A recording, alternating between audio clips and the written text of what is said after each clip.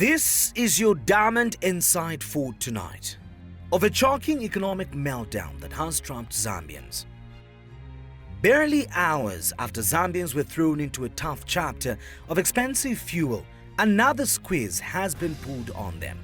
The approval of the electricity tariffs for domestic consumers from 14 ngwe to 44 ngwe per kilowatt hour is not news that a poor citizen needs to hear. As expected, we have seen some critics defend ZESCO that the upward adjustment is long overdue considering the so-called losses the company has been incurring, compounded by the depreciation of the local currency, the kwacha. We have learned that away from domestic consumption, commercial tariffs will jump from 67 ngwe to 78 ngwe per kilowatt hour. This is painful and confusing for Zambians that expected a breather from the myriad of economic wars that are a making of selfish politicians.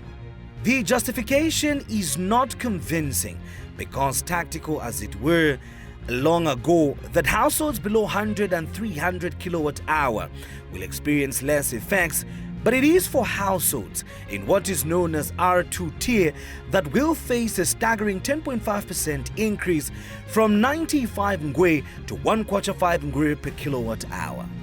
Consumers in R3 tier who are above 300 to 500 per kilowatt hour will face an even more drastic upward 9.7% increase from 1 kwacha 54 ngwe to a troubling 22 kwacha per kilowatt hour.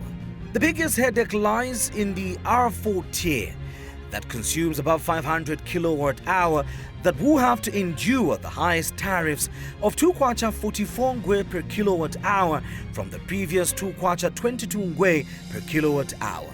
These changes have enormous consequences because at domestic level, how will citizens cope with tariffs when their incomes cannot meet basic needs that are dampened by high inflation that stands at 13.8%?